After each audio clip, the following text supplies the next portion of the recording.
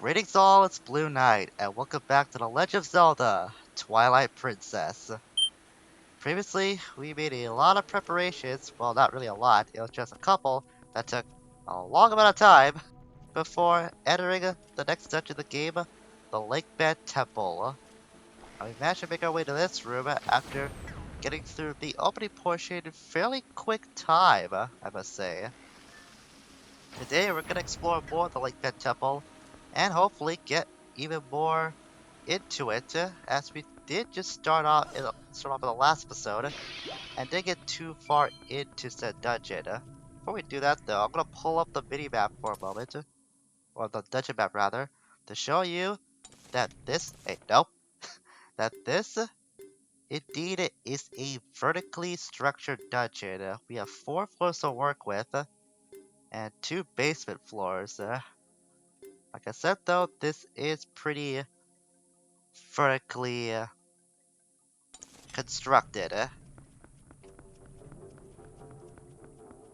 We managed to get through the opening part that usually trips me up though, so we have that going for us for a bit. I see those cracks in that stalagmite, I think what that is. Or could be just another rock pillar for all I know, I'm not sure. You can't actually break those. I tried breaking them with bombs in the past many times over the years, and I can never do it, so don't even bother wasting your bombs on that at all. Trust me, as someone who speaks from experience, it's not worth it and it gets you nowhere. What we're gonna do is get over to that chest over there. Pretty sure that's not gonna lead to where I wanna go, but that valuable chest usually means that there's something worthwhile inside it. Whether it be cash or an item. Or a key, even better. I actually know where this key can go. We saw a locked door back at the hub of this temple, so we can use it over there to unlock that first locked door inside this dungeon. I'm surprised we're actually getting this far into it this fast. Like I mentioned before, this usually trips me up quite a bit. Because I don't remember the beginning of this dungeon fairly well. So the fact we are getting through it as fast as we are is really surprising to me. This might end up being the shortest run I ever have in this dungeon if things go this smoothly. I'm not counting on it, but, you know, wishful thinking and all that. Now the dungeon, well not the dungeon, the room we have to go into this dungeon is going to be up here. And I know there's a locked door over to the left. I recommend having the Zora armor on you at all times in this dungeon because it is very water heavy, so it's not going to be worth your while to switch out of it at any point, because you're going to be doing a lot of water type stuff inside this place. Which I'm pretty sure is the point of it because you did just get this thing not too long ago, so you gotta make use of it somehow. We'll head over here and open this door. Okay, so our tech tent over there. We can deal with that very easily. Now the camera's panning up. So there should be, yep, a stalactite here, 2 of them. Aha, that's where to go. Up that abide wall. But first off, let's see what this chest contains.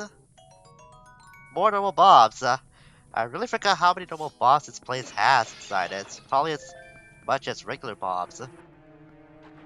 Some blue and purple chew over there. Oh, that blue chew just got absorbed, never mind.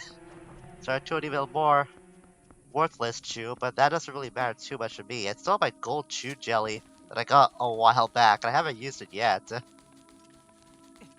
Just haven't run to a time where I actually want to use it. I'm sure that point's gonna come up sooner or later. I don't tend to waste that willy-nilly. Now, actually try to do that, that's gonna be a different a different topic altogether, because knowing how much I can fumble with controls at times, it may happen by accident. And don't be surprised if it does. That just creates an easy shortcut. Aha. The board over there. The good thing about water bombs is you can use them on land too, so even if you run out of regular bombs, You can always fall back on those if you have a supply of water bombs at your disposal.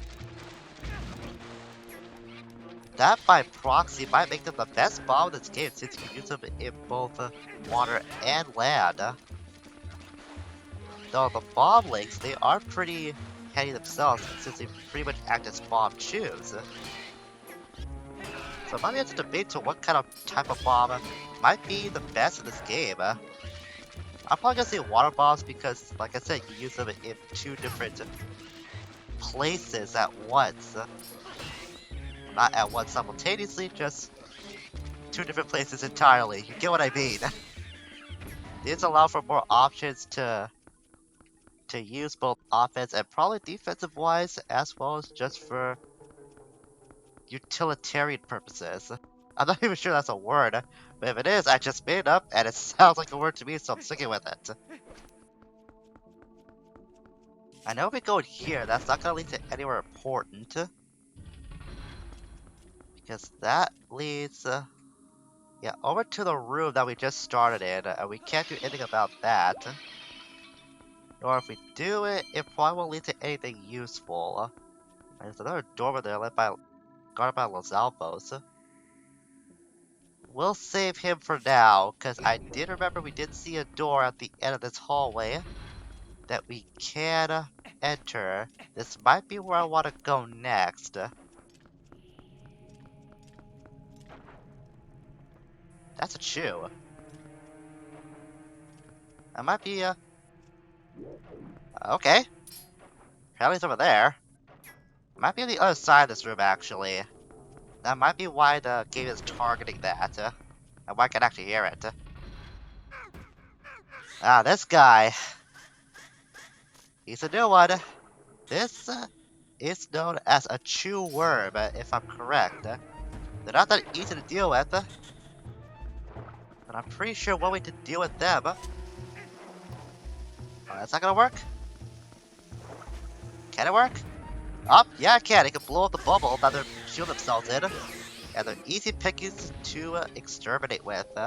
I'm pretty sure bomb arrows can work on them as well. That might be the more optimal method to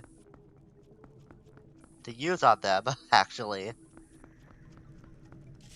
I just went for a water bomb and it just worked out luckily for me. But bomb arrows, I'm pretty sure are the way to go to beat those chew worms. And let me see them a little bit in this dungeon. They're pretty exclusive to this place. I want to save that red chew just for the heck of it. Oh well.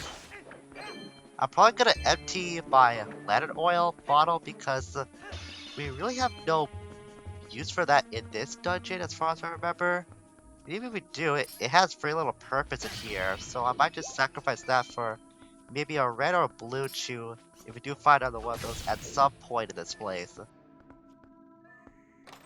It just sounds like the more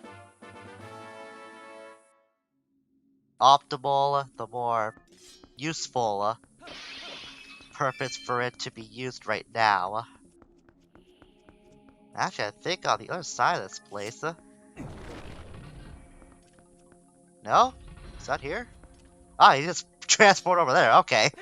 That's how the other Lizalfos that we saw. Or the only Lizalfos, rather. Just stun him with that. And there he goes. I was kind of hoping that would work. I don't think he survived, actually. If he did, well, he's really one tough lizard.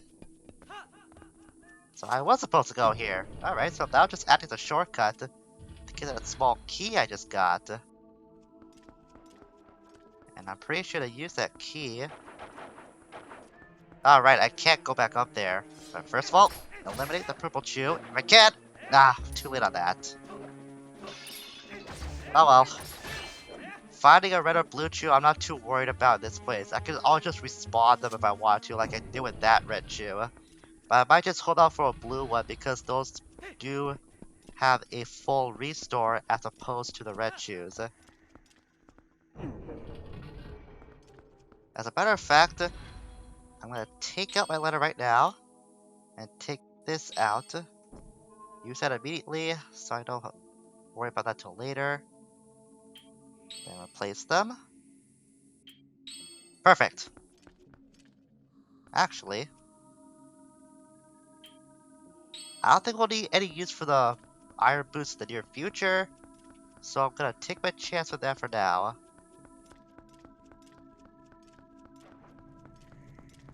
They're on the other side. They're on the other side, Blue. They're just on the other side of this room. Don't get fooled by that twice. I almost did. Almost. But I remember what I just said a few minutes ago. That key is gonna be useful for going in here.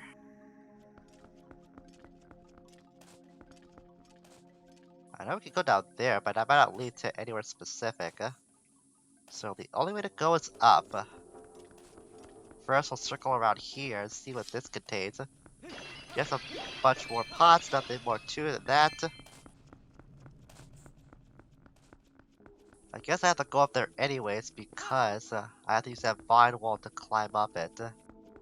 I want to explore first. I have an exploring heart, so I want to examine every inch of this place as much as I can, especially since it's a temple that I don't remember as well as the first two. Let's scurry on over here first, so we can land on the other side of that railing. That way I know we can climb over that railing, like so. Start going upwards. I might come across a couple of enemies along the way. I know there's helmet storms you can come across in these tracks, but I didn't know there were Tektites there either. Either way, we could deal with them very easily.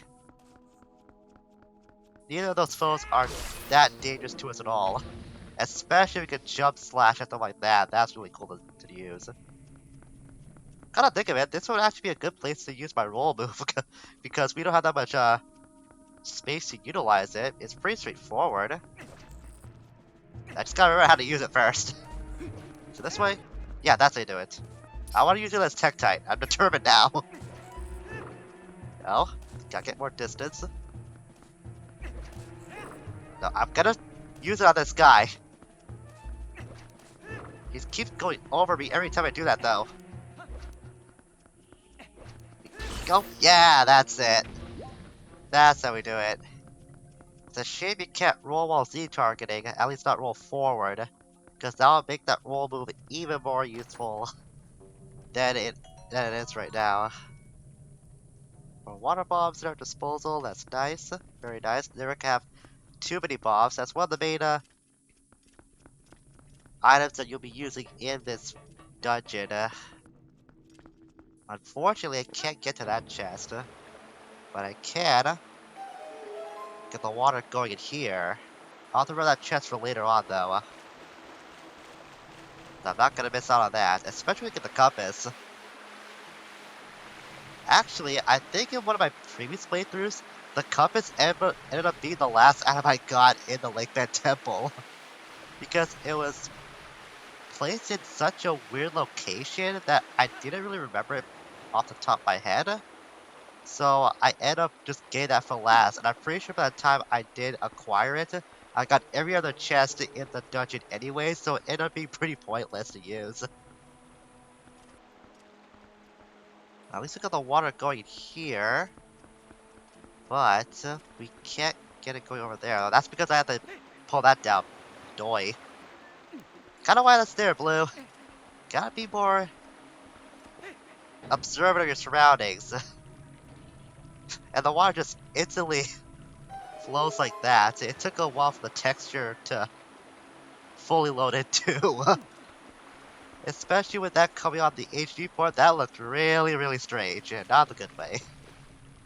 I think the water looks really pretty though. That's what the HD version has going for that. The water does look very crisp. And because we got the water going here, we can now get that water wheel moving as well. Is there? It's you. Gotta deal with.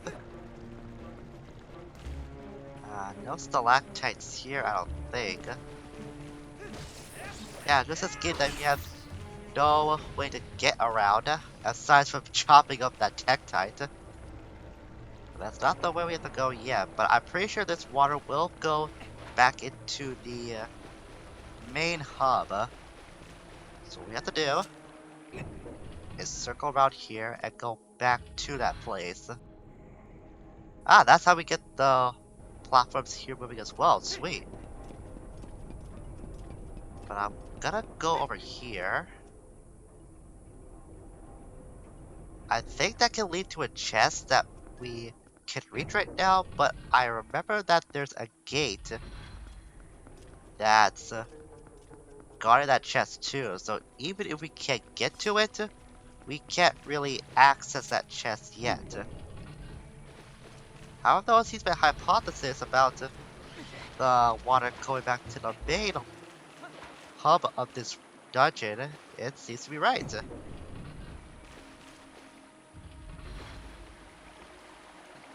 Alright, good. That's gonna help us out a little bit, I feel, about the remainder of the Lakebed Temple. I'll do it you first. I'm gonna roll to ya. Ow! Don't show me up like that! Okay, now you're asking for it. Screw the roll, I'm just gonna chop you up. I could have finished you off all fancy like, but no, you just have to do things the hard way. Well, that's what you get. Let's pull down that chain. And that. Ah, no, not where I wanted it to go. I know we can get the water flowing onto the stairway, but actually try to direct the flow to get over there, that's gonna take some doing, I feel. Or maybe not, I just have to go all the way over here. Then pull down on this again.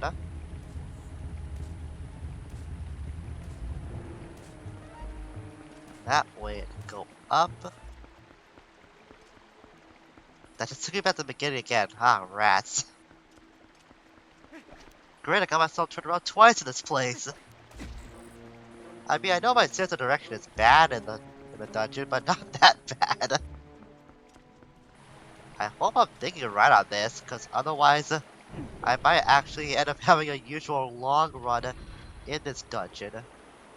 Or hang on. In the meantime, since we're here, does this lead back? Yep, it leads back to this place. I can, at the very least, get this done. Oh, that leads to that door. I think that's where I have to go.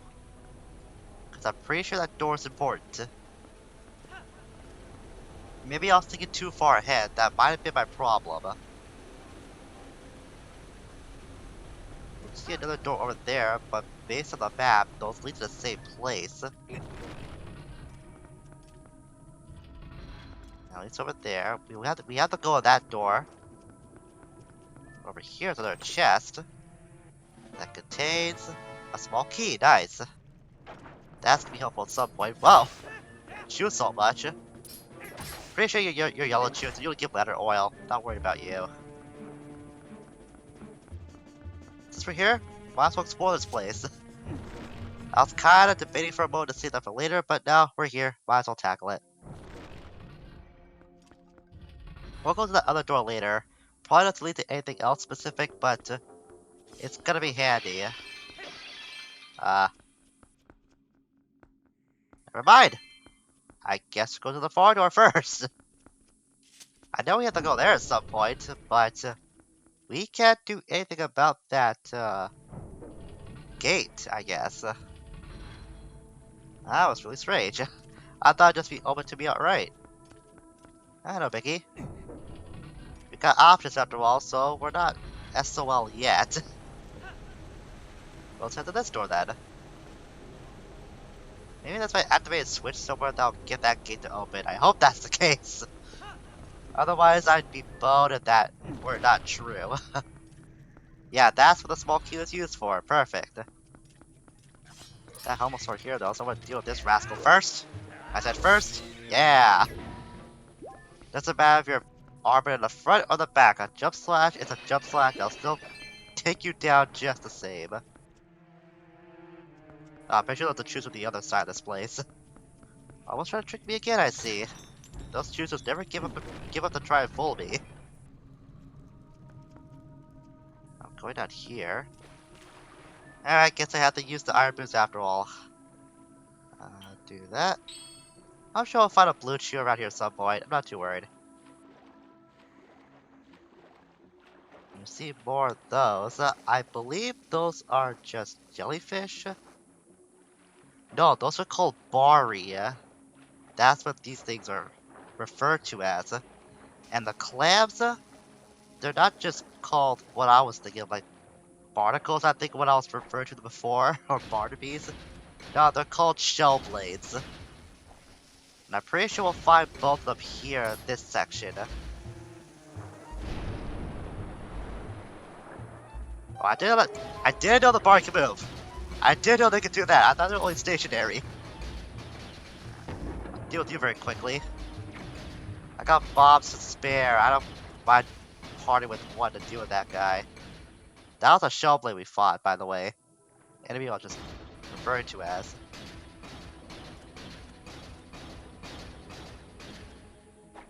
That leads us up here. Oh! That actually takes me back to the room I want to go to anyways. Nice!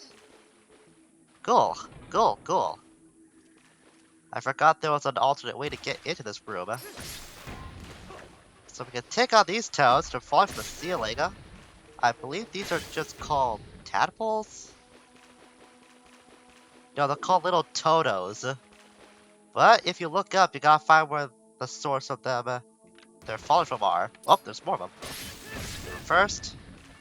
Yeah, I know, Midna. I'm gonna look up. Don't worry. We do that, we'll find the source of where they're coming from.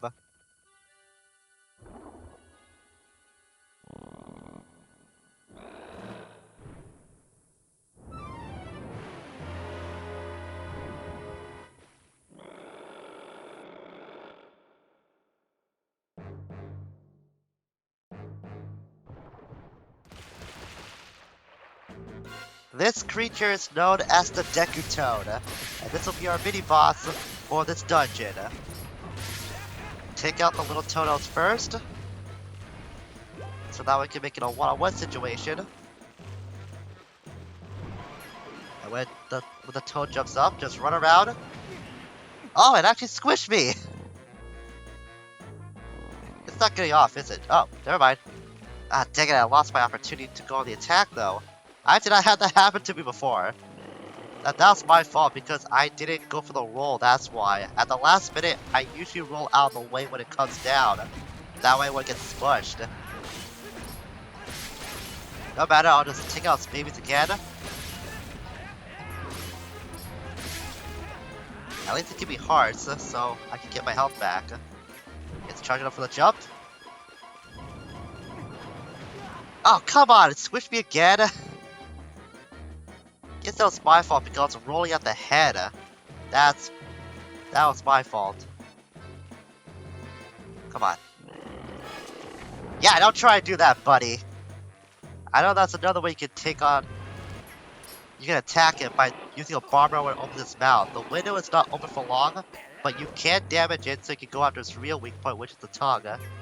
Usually when you avoid the fall, its tongue will be sticking out when it lands. So that's why I wanted to... Dang it, didn't miss that. Didn't get that time. That's why I wanted to avoid the dang thing landing on me. That can work out.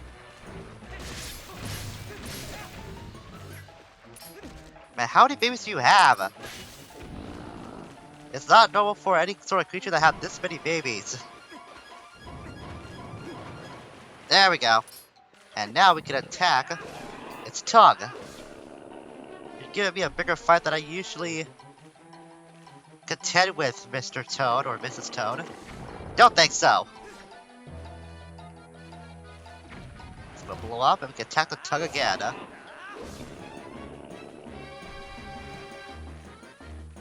It's gonna open its mouth again. Yes, it is. Aha, perfect.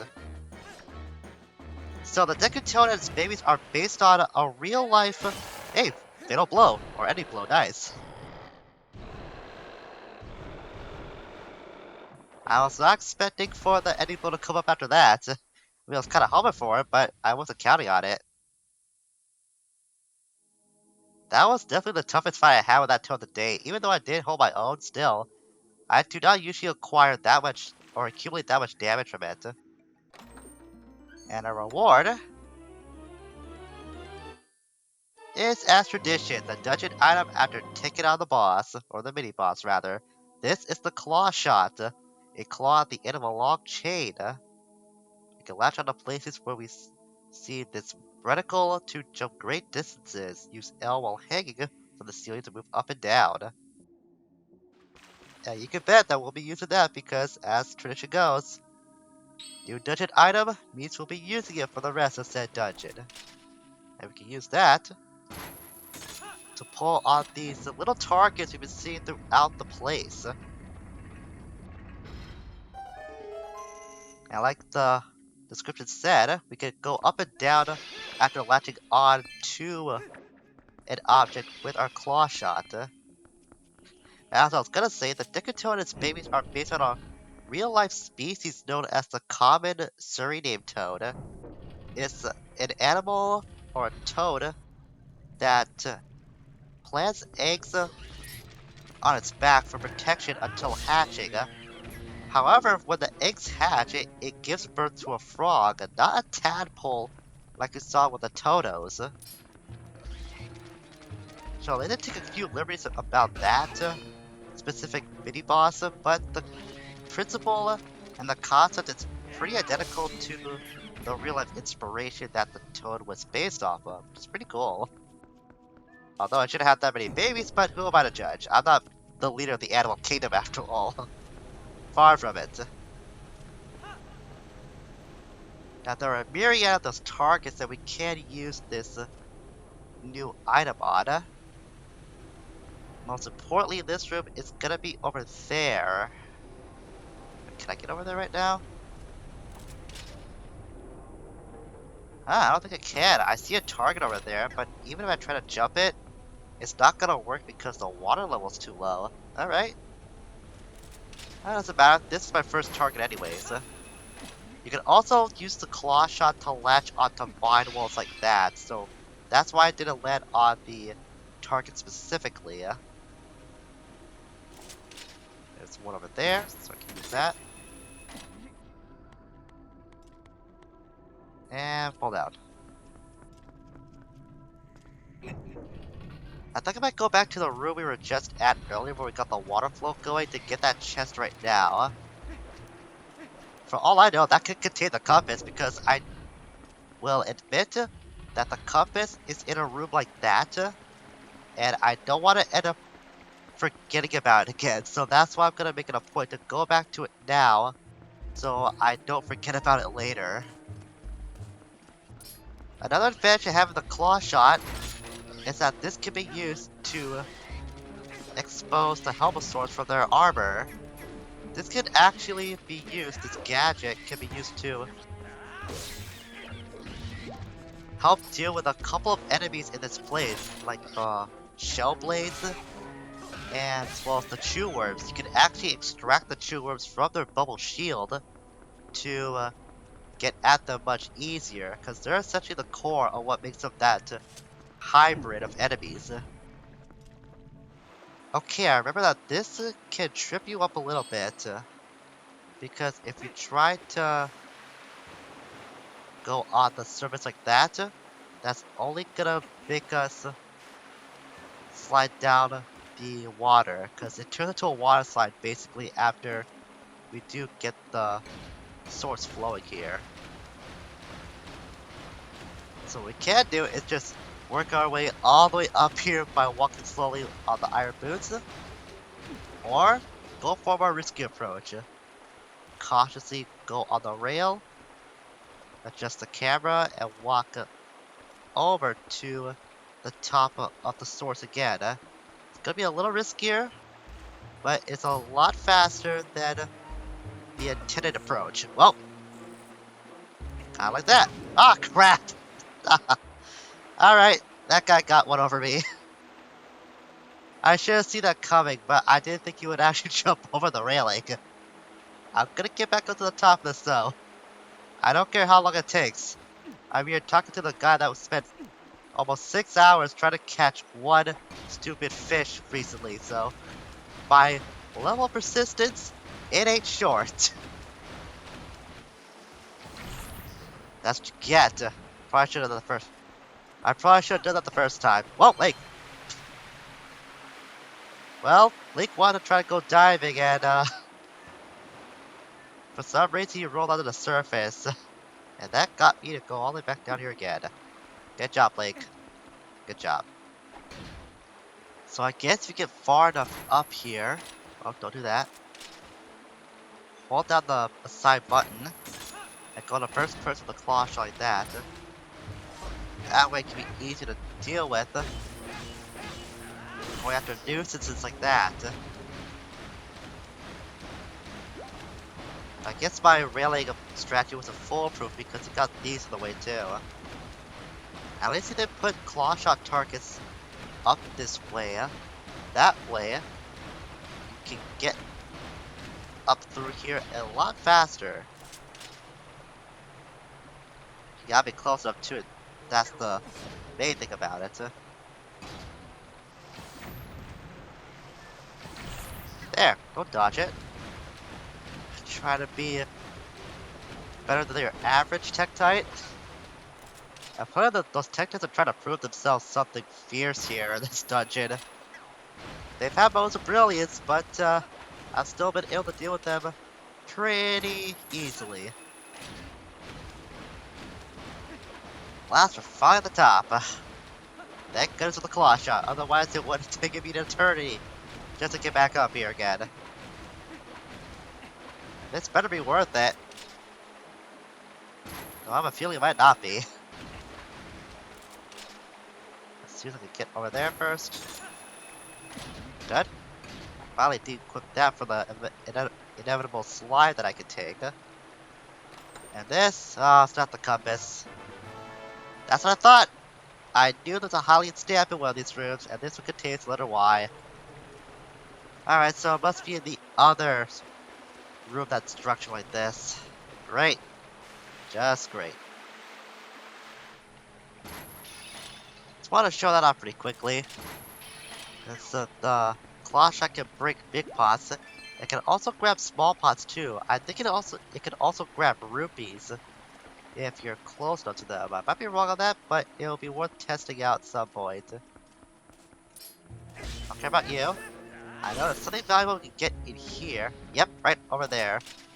There's a chandelier in this place that we can't access with our claw shot now. Gotta get close enough first. That should be good enough. Aim up, attach ourselves to one of the targets. And forget ourselves up here. It's a piece of heart, a very worthwhile item to collect. And I think that's going to be the perfect note to end on for today. We were able to get another dungeon item after taking care of the mini-boss of the Lakebed Temple. So next time, with our new gadget in hand, we're going to use it to get even further into Lakebed to see how much closer we are to get to ending our time in this place. Until we meet again, farewell for now.